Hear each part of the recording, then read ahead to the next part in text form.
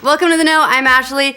Preliminary show floor plans from E3 have been quietly circulating this week, and one question the plans brought up is why Xbox has so little floor space. This has prompted some to wonder if Microsoft was gearing up for a lower-key E3 than usual, but Xbox is pushing back on that idea. Head of Xbox marketing Aaron Greenberg wrote on Twitter, "Maps circulating aren't accurate. We're pumped for E3 2018 and we'll be there in a big way at Los Angeles Convention Center and beyond. More details to come." Previously, Xbox boss Phil Spencer said the company is going to try out some positive changes to their E3 format this year, so we don't know what that is, but we're all looking forward to hearing more about it very soon. This weekend, we got tons of cool new developments on Kingdom Hearts 3 from Disney's D23 Expo, including the reveal of the Monsters, Inc. world and all the monster forms everyone gets. It was great, but little correction, apparently one of the big highlights of the weekend didn't happen, and this goes for us too because we picked it up. It was widely reported that Square Enix announced that a release date for the game would be landing at E3 based on a Kingdom Hearts fan account that tweeted out what appeared to be an announcement directly from the show. As it turns out, the person who tweeted that, not actually in attendance. Square Enix has since clarified to DualShockers that no such announcement was made at D23, but, it's still gotta be at E3, right? Come on, don't square us on this one, Square. You said it's coming 2018, you gotta date it at some point. We're all just making the assumption that it's gonna be holiday by E3. Maybe before E3, that would be great. THQ Nordic has made some splashes in the last few months. They're not only reviving the Darksiders brand with Darksiders 3, they've also revealed the upcoming open-world kung fu action game Biomutant, which, based on the early teasers, looks like a really cool concept. And now they've just made another one. The publisher just announced the acquisition of Koch Media, which includes video game division Deep Silver, giving THQ Nordic the rights to properties like Dead Island and Saints Row, and the publishing rights for Metro Exodus. In the press release, THQ Nordic also confirmed that Volition, the Saints Row developers, are currently working on an unannounced AAA project, which is hopefully better than Agents of Mayhem, which came out and no one even knew it. Interestingly enough, Saints Row and Metro were originally under THQ, the old THQ before it folded. THQ Nordic survived that, and well, they took over the names, so now this is kind of bringing everything full circle. Hey, you want to play Mad Lib's Video Game Developer Edition? If you're launching a shared online live service title, you can plan on supporting it for blank years. Yeah, if your guess was 10, you nailed it, because that's what everyone says. It's a 10-year franchise! Well, apparently 10 years is the minimum these days, because Rare's saying that's how long they plan to support the upcoming Sea of Thieves. Rare studio head Craig Duncan told PC Jenzen in a recent interview that the studio hopes to be updating the game not just for 1 or 2 years, but even a decade from now. Obviously, they haven't planned that far ahead just yet. There's a lot to be done right here at the launch window, but executive producer Joe Neate said the team will take it one step at a time, depending on fan feedback. I look at Sea of Thieves and see a game that evolves, that grows as a service. This very welcoming, fun multiplayer game, and a very watchable one. It hits a lot of those strategies dead on the head. I think we've been a pretty forward-thinking studio, and this project has been a pretty forward-thinking kind of bet. He's not wrong. If you played the beta, it is a lot of fun. There's some questions I think that they still need to answer for the release as far as progression and all that goes, but it is a really fun game to play, and it's setting sail on PC and Xbox on March 20th, so hopefully we'll have all our answers by then. Release the Kraken!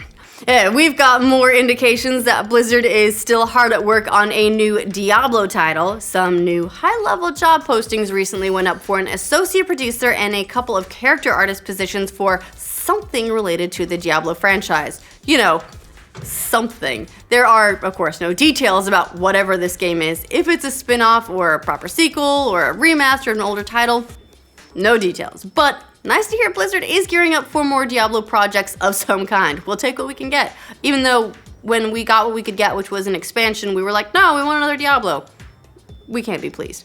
At this point, it's been a few years that we've been watching these types of positions open up, so come on, let's get an announcement going, Blizzard. Let's get that going. Make us excited. We want to be excited. Assassin's Creed Origins released last year, so you stopped working on a follow-up game? It was an annual franchise until they took their short break.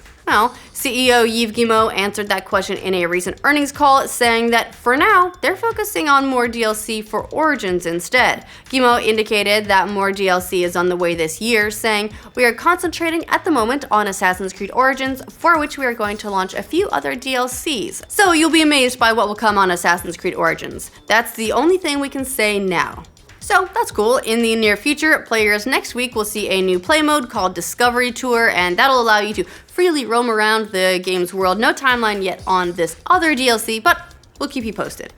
Reviews for Dynasty Warriors 9 are in, and they're pretty The game currently has a 70 on Metacritic and a slightly lower 67 on OpenCritic, which indicates mixed reviews, to put it nicely. The game's got some praise for its new open world integration, but the combat was criticized by some.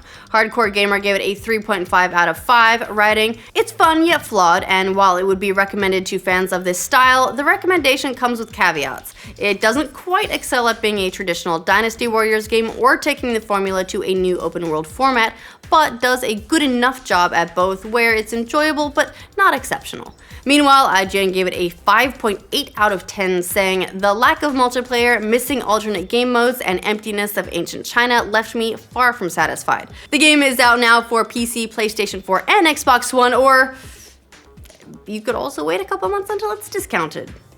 It may be one of those titles.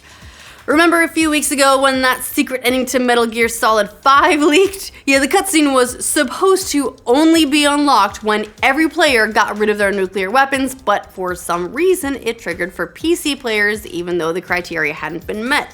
So what happened? How did that happen? There's no way the players got rid of the nukes.